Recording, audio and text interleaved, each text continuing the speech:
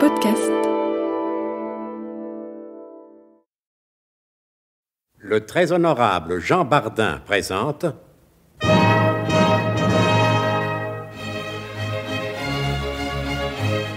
Bon baiser de partout. Une émission secrète de...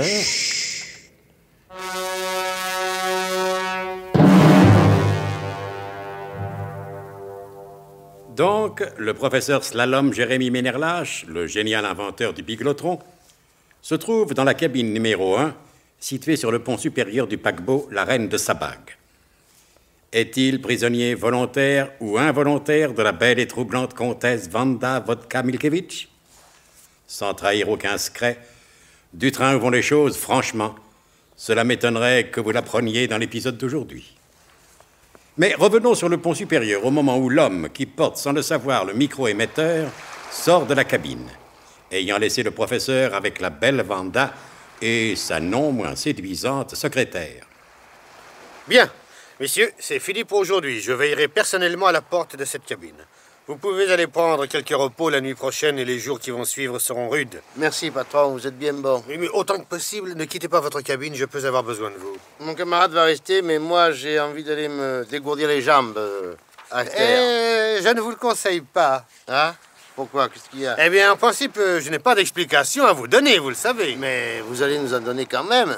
Oui, c'est exact. J'ai encore besoin de vous et je suis bien obligé de vous ménager. Mais je ne vous cacherai pas que vos manières me surprennent un peu. Ah ouais. C'était pas du tout comme ça que vous avez décrit celui que j'avais chargé de vous recruter. Comme quoi, vous voyez, monsieur, qu'il vaut mieux toujours se faire une opinion par soi-même. Alors, et cette explication, elle vient? On nous a signalé à Dubrovnik plusieurs individus particulièrement redoutables et qui en veulent à celui que vous êtes chargé de protéger. Les promenades en ville, même en plein jour, peuvent être dangereuses. Il y a peu de voitures, mais ça ne signifie pas que les accidents de la circulation soient moins à redouter qu'ailleurs. Somme toute, vous nous interdisez d'aller en ville. Je ne vous l'interdis pas, je vous le déconseille. Et puis de toute façon, le bateau lève l'ancre dans 1 heure maintenant, alors.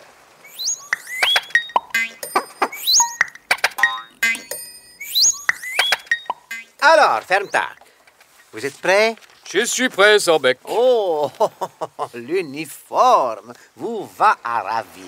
Merci, Zorbeck. Un compliment de votre part est tellement rare que je ne sais comment le prendre. Eh bien, laissez-le, mon vieux. Bon, alors vous y êtes? Oui. Allons-y. Bonjour, matelot. Conduisez-nous à votre commandant, le capitaine Papapique Momako. De la part de qui, monsieur? Allons, matelot. On ne reconnaît plus les uniformes. C'est que des comme ça, j'en ai jamais vu. Commission internationale de vérification des nœuds marins. Ah. Dans ce cas, alors veuillez me suivre. Oui. Entrez! Qu'est-ce que c'est? Ce sont ces messieurs de la vérification interne Vous nationale. êtes le capitaine Papapique Momako? Eh oui. Inspecteur principal de Gras, inspecteur adjoint Fermtag. Et pourquoi adjoint? Fermtag, votre navire navigue bien sous pavillon panaméen, tandis que vous-même et l'armateur êtes grec. Eh oui. Bon, nous vous avons manqué à Venise, alors nous avons loué un avion pour venir vous retrouver ici. Très heureux d'être arrivé à temps avant que vous ne leviez l'ancre. Alors? Alors quoi, messieurs? Eh bien, nous écoutons votre rapport, capitaine. Nous proposons par la suite de le vérifier puisque nous sommes inspecteurs, mais pour cela, nous avons tout le temps et beaucoup de chance également.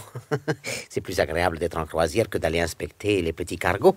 Quant aux affreux pétroliers, n'en parlons pas. Mais messieurs, je ne comprends pas... Votre armateur ne vous a pas mis au courant? Ah, nous lui avions pourtant passé un petit coup de fil de Genève. Ah, non, il ne faut pas nous faire plus sévères que nous le sommes en réalité.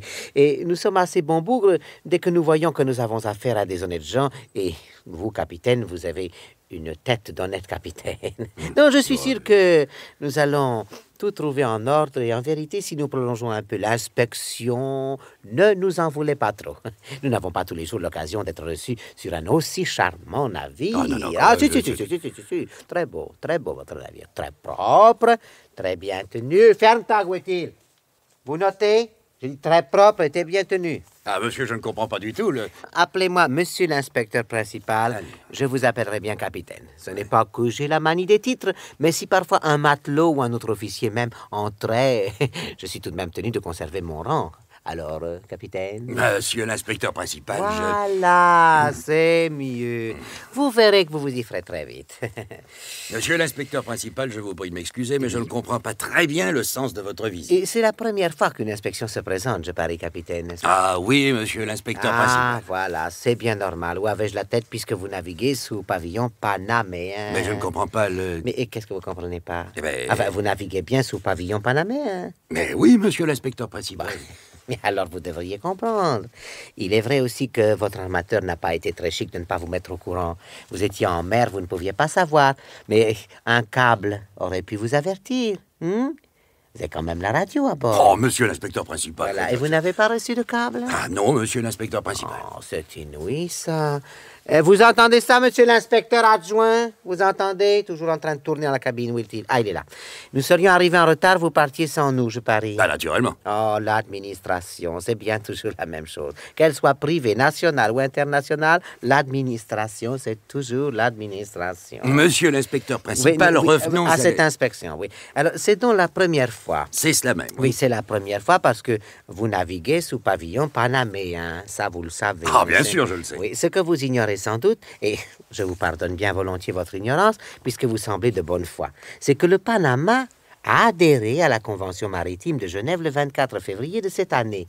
Jusqu'ici, le Panama s'était toujours refusé à signer cette convention, mais devant la pression des groupes de compagnies d'assurance et considérant les surtaxes dont leur cargaison était l'objet, le Panama s'est décidé enfin à signer la convention. Est-ce que je pourrais placer un mot s'il vous plaît, une fois? laissez-moi terminer. Notez... bon, ça suffit. Notez bien, je dis enfin, bien qu'en tant que haut fonctionnaire international, je m'interdise de porter un jugement sur la politique d'un pays. Je ne me permettrai pas, qui n'est pas le pays qui n'est pas le vôtre, mais qui est celui de votre bateau, ce qui pour un vrai marin revient au même. S'il vous plaît, ferme-ta. Vous m'avez appelé tout à l'heure. Laissez-moi continuer. Monsieur l'inspecteur principal, quel rapport attendez-vous de moi? Comment? Vous ne l'avez pas encore fait, capitaine? Mais c'est une négligence qui pourrait être très grave. Mais enfin, 1000 sabords, comment voulez-vous je vous en prie, capitaine. Ne jurez pas. J'ai cela en horreur. Je suis plein d'indulgence envers vous, mais il ne faudrait pas abuser de la situation. Vous prétendez que votre armateur ne vous a pas prévenu. Je ne vous demande pas de preuves, je vous crois sur parole. Je vous traite avec urbanité. Agissez de même à mon égard. Où est ma cabine? Monsieur l'inspecteur principal, je n'ai plus une cabine de libre. Ça, capitaine, je ne veux pas le savoir. Arrangez-vous avec vos officiers. Moi, je veux une cabine. Ne serait-ce que pendant que vous rédigez votre rapport. C'est votre faute aussi si le rapport avait été prêt. Je jetais juste un petit coup d'œil et je redescendais à terre. Mais encore une fois, monsieur l'inspecteur principal, un rapport sur quoi? En vitesse de croisière, vous filez combien de nœuds? Ah, ça dépend. Voilà, vous voyez, c'est l'imprécision qui commence. Voyez-vous? Que voulez-vous que je vous dise? Je suis un marin, moi, pas un fonctionnaire. Je vous en prie, hein. Ne me parlez pas avec ce ton dédaigneux des fonctionnaires. Mauvais esprit, hein? Je serai obligé de le consigner dans mon rapport. Et comme malgré tout, vous m'êtes sympathique, ça m'ennuierait. Comment faut-il vous le demander, monsieur l'inspecteur principal? Mais comment faut-il vous le demander? Mais comme ça, voilà. Vous me l'auriez demandé comme ça au début, je vous aurais... Non, merci, on ne veut rien à la porte, il courant d'air. Je disais, vous me l'auriez demandé comme ça au début, je vous aurais déjà répondu. Mais pourquoi les gens vont-ils chercher midi à 14h, monsieur l'inspecteur principal? Hein? De quoi êtes-vous inspecteur principal? Voilà une question nette et précise, comme je les aime. Au lieu de ça, vous ne faites que bavarder à tort à travers. Curieux, ça. Alors, je vous demande respectueusement, monsieur l'inspecteur principal, de quoi êtes-vous inspecteur? Eh bien voilà, je ne suis pas inspecteur. Non. Non. Ne levez pas les bras au ciel, capitaine, ce n'était qu'une innocente plaisanterie administrative. Non, j'ai le rang d'inspecteur principal et l'on doit m'appeler monsieur l'inspecteur principal, mais ma fonction est celle d'un maître vérificateur de nœuds et je viens contrôler la régularité de vos nœuds marins. Vous permettez, monsieur l'inspecteur principal? Le devoir m'appelle. Je vous en prie. Nous sortons du port et je dois être à mon poste à la passerelle. Oui. Restez ici, je vais faire le nécessaire pour vos cabines. Très bien, capitaine.